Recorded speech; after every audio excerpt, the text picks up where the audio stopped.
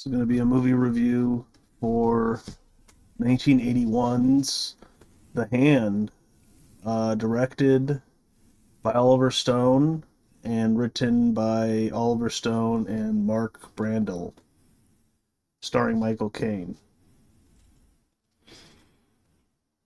So, um,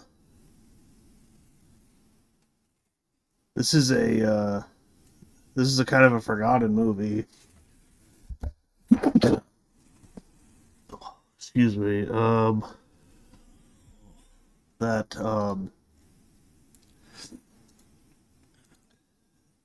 that stars Michael Caine, his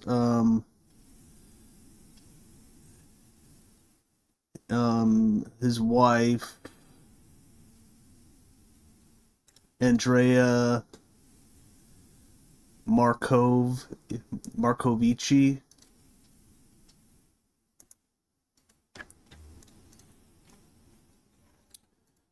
and I'll talk about non-spoilers for the first few minutes. So he is a comic book artist and a writer of this character named Mandro. I think it was Mandro. And the character kind of reminds me of Conan. I've read some Conan short stories. I haven't read any comic books with them, but they're based on short stories from an author. Um, and I don't know, maybe he's kind of loosely based on him but I'll get into that later. But um, and also Oliver Stone wrote the screenplay for Conan the Barbarian with Arnold Schwarzenegger.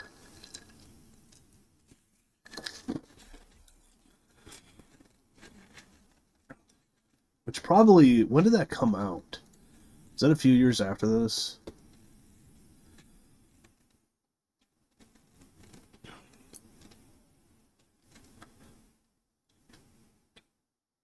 Okay.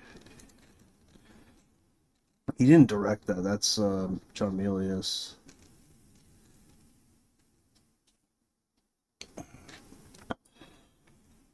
Yeah, it came out right after this.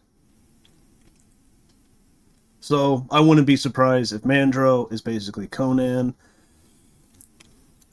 That's what it seemed like to me. And so this is just a non-spoiler part. This is the whole point of the movie. He loses his hand. It happens in the beginning of the movie. He he's having kind of an argument with his wife. His wife wants to get an apartment in New York City. They live in Vermont, I think, and which is somewhat close.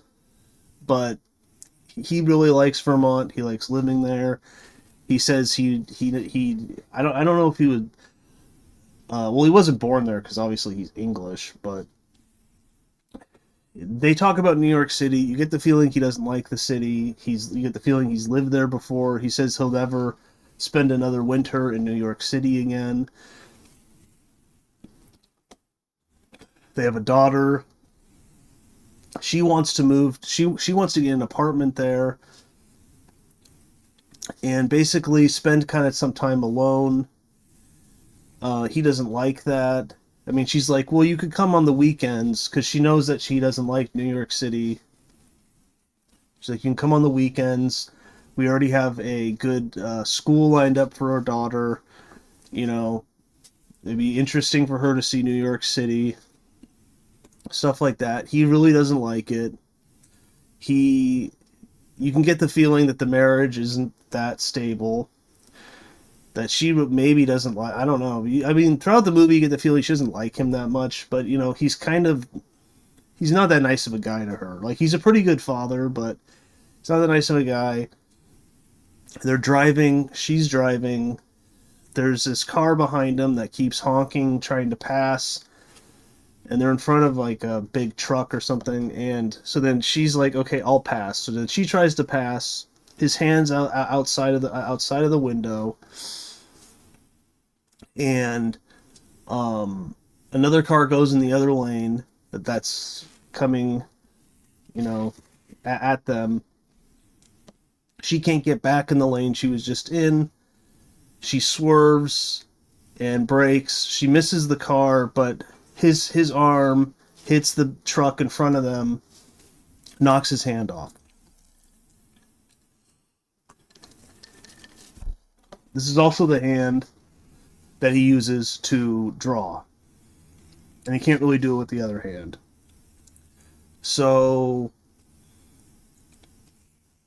and after this happens, they're searching for the hand. They can't find it. You see later an image of it being like eaten by bugs. He loses his ring. Later on, he finds his ring in you know, in the grass.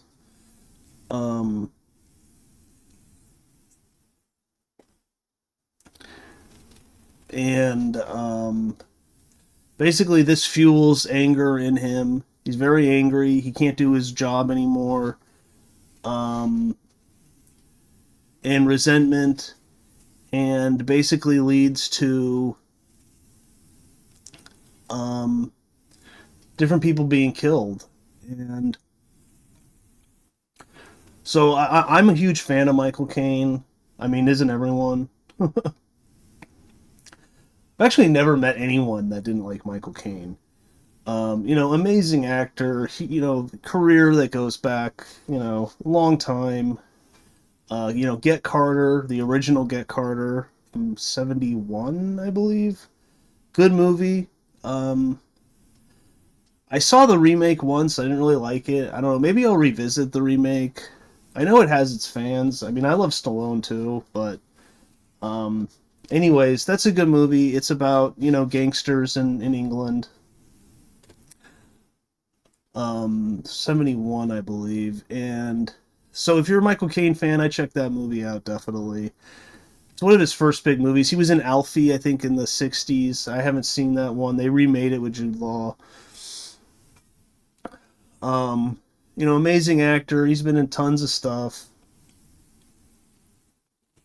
Obviously, he's Alfred in the Dark Knight trilogy, which I'm a huge fan of those three movies. And his Alfred is just incredible. So, definitely, you know, one of the greatest actors, I think, ever. And he does a great job in this. Great performances. His wife, too, is pretty good. Um, but this really is the Michael Caine show. And Oliver Stone really knows how to use him here. And I really enjoyed Oliver Stone's direction. He's a great director, too. This is my first time watching this. Knew nothing about it except for basically the main plot. And I really liked it. So, yeah, like the summary on IMDb, a comic book artist loses his hand, which in turn takes on a murderous life of its own.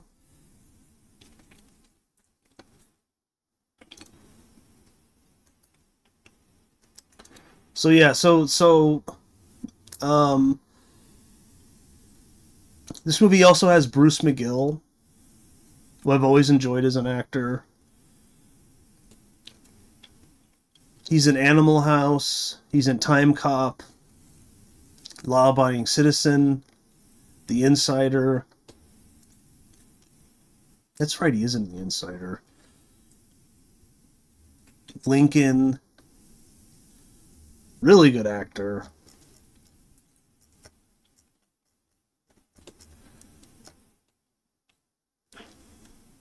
Was he in that TV show? Oh yeah, he's in Cliffhanger. Yeah, he gets killed in Cliffhanger. I think he gets killed in the airplane in the very beginning. That's an awesome movie. Speaking of Stallone. But yeah, and I really liked it. It's a very weird movie. It's kind of, it's like I just talked about Videodrome and Naked Lunch. This movie also involves possible hallucinations. blurring the line between what's real and what's not. Um,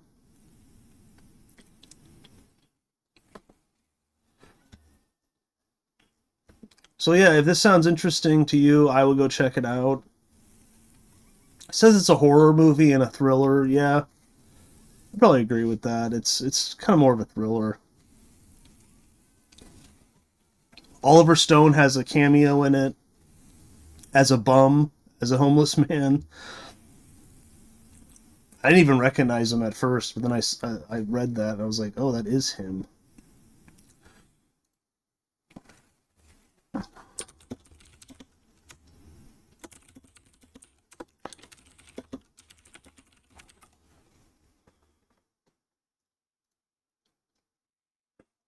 So,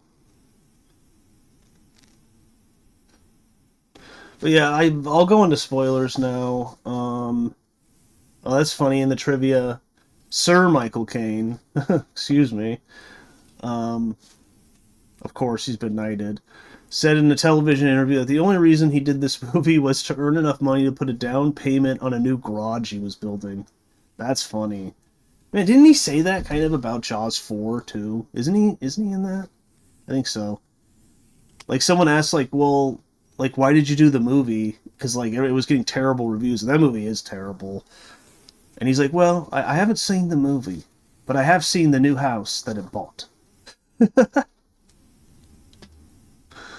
That's great. I mean, I just like, he's just totally honest about it. This is way better than Jaws 4, though. I mean, for one thing, this is Oliver Stone. He's like a real, I don't even know who directed Jaws 4, but he's a really good director. Oh, writer and director Oliver Stone initially wanted Jon Voight to play the role of Jonathan, but was turned down by him. Christopher Walken and Dustin Hoffman also declined the role. Huh. Well, I'm glad he did. I'm glad it's Michael Caine. He's amazing in it. The Mandro comic strip artwork seen in the movie was drawn and designed by real-life Marvel comic artist Barry Windsor Smith of Conan the Barbarian fame. Yep, I thought so. So it is. It is Conan. Oliver Stone co-wrote Conan the Barbarian. So yeah, I'm sure Stone was already like reading Conan comics, getting into it, reading the old short stories. Apparently, after the movie, writer and director Oliver Stone and Sir Michael Caine became good friends, though Caine has never appeared in any of Stone's movies since this one. That's true.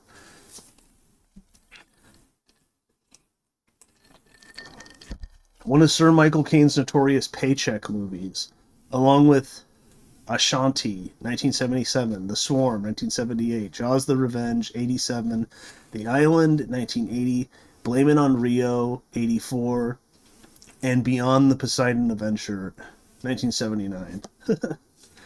But so after he loses his hand, full spoilers, he he's very angry. He he gets this fake metal hand, um, and you start seeing these images of the hand moving and crawling around, and you can't tell if it's real or not. He is, um, he's talking to, I think, his publicist about the comic book, and she's like, "Well, why don't you continue writing it, and we'll hire a new guy to do the artwork, and you can approve it or not approve it." And then he was like, he doesn't really like that, but he's like, oh, but then his wife's like, well, you could make a lot of money from this, and you get royalties too. So you write it, you get royalties. Like, why not? So he's like, all right. So he does that. Um, and then he gets the new drawings from the guy, but the guy kind of altered some things a little bit. He doesn't like that. He doesn't like the guy. He altered it a little bit. He goes to meet them, I think in New York, maybe. And he's arguing with the guy. The guy's like, well, I wanted to. She's like, why'd you change it? And he's like, well, I just wanted to update it for the modern audience. And He doesn't like that. He's like, you made Mandro too self-inspective. Um, like Mandro doesn't look inside of himself; he just acts, which is kind of like a Conan thing. Um, so so then she opens up all the drawings that they sent him, and they're all destroyed. So then he then leaves. He's very angry. This homeless man, who's played by Oliver Stone, walks up to him, and he's like, "Hey, buddy, give me some money." And he's like, "Hey, what do you got there?" And he's like, "Oh, you don't got a hand." And then he doesn't have a hand either. So Michael Caine's like, insults him. He's like, "Get away from me," and he leaves. And then later, that guy's just sitting around drinking, and a hand just comes out of nowhere, attacks him, and kills him.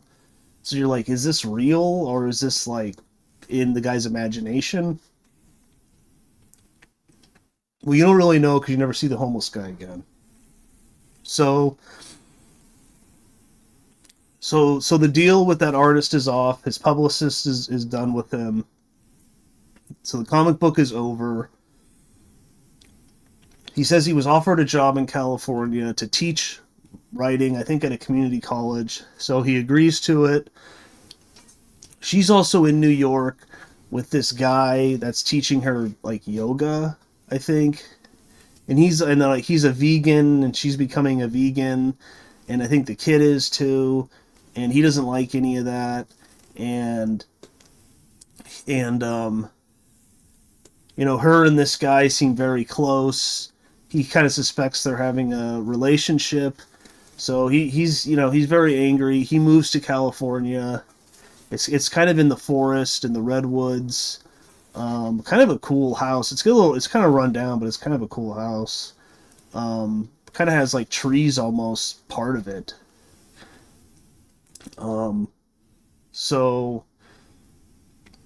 I don't know, maybe a place that Conan the Barbarian may find himself.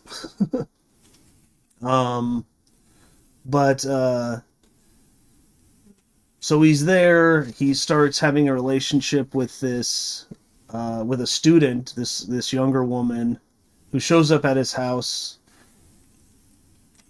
and um, and then Bruce McGill is a teacher there, and it's like his friend. They go out to the bar sometimes, have some drinks, and he mentions to him that it's like Christmas is coming up, that he's going to go down to L.A. And she also mentioned earlier to Michael Caine that during Christmas she's going to go down to L.A. and stay with a friend. And then he's like, "Oh yeah, she's going to go down to L.A. I'm going to stay with her."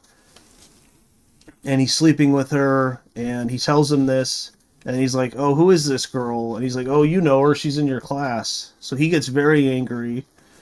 He then leaves, and she's at Michael Caine's house, and the hand attacks her.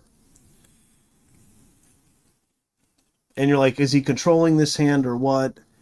And then later, he's at the bar again with the guy, and he's all pissed, and he's like super drunk because he's like, oh, she called it off. And then he's like, did you like tell her not to go? And he's angry at him, and he's like, no, I didn't say anything. Then he's driving home, and the guy chases him down, Bruce McGill, and he stops him, and he's talking to him, and it's raining. And then he's like, I think you told her not to go. And he's like, I don't know what you're talking about. And earlier, Michael Caine told the guy, because the guy's a psychologist, that he's been having these blackouts. And he can't remember like parts of the day and what he did. So the guy's like, he's like, huh, like have you seen that girl? And he's like, no, I didn't. She go to L.A.? And then he's like, no, she disappeared. And then he's like, I think you had something to do with it. I'm going to the police. So then he gets back in his Jeep. He can't start it. It won't start. And then the hand jumps out, it strangles the guy. But you see Michael Caine in his car, in the rain. So it's like, is he controlling the hand, like telepathically, or? But you never quite find out. It kind of reveals that he's just doing it himself. That he's the one basically just killing these people. Um, Later his wife and kid come to California. They come to the house. She basically tells him she's been having an affair with the guy. She's going to be moving to San Francisco to open a yoga studio. I don't even know. The guy like runs like this clean living thing, and she's gonna help run it with the guy, and she's been sleeping with him. So and kind of helping to raise the kid, and he doesn't like any of this. So he's angry. She's upstairs sleeping, and the hand attacks her, tries to strangle her, and and then he runs upstairs. He said it was a prowler. He then goes in the garage. He fights the hand, but really he's just fighting himself. He's just fighting himself. He strangles himself. He's knocked out. The police are there, and they're like, "Oh, what's this smell?" And they start suspecting him of Bruce McGill disappeared like a day earlier, and his Jeep was just on the side of the road. So they smell something in the trunk. They think it's a dead body. So they're like, open the trunk, and he does, because he doesn't even remember doing this, and he does open it, and it's Bruce McGill and the younger girl's body in the trunk. So, overall, it's a really good movie. It's an interesting movie. At the end, he's like in a psych ward, and he attacks like a psychologist lady, but you don't really know if he's the one doing it or not. But it's probably just him doing it, and he's pretty much just totally crazy at the end. But yeah, it's a really good movie. It's a great performance. I definitely recommend it. Really well directed, well written, well shot. And it's such a silly premise, but it's played totally serious. Like no jokes, really. Really well done. Only something that a really good director could do, really, without it being just schlocky, kind of dumb. So it was shot in 50 days. Okay.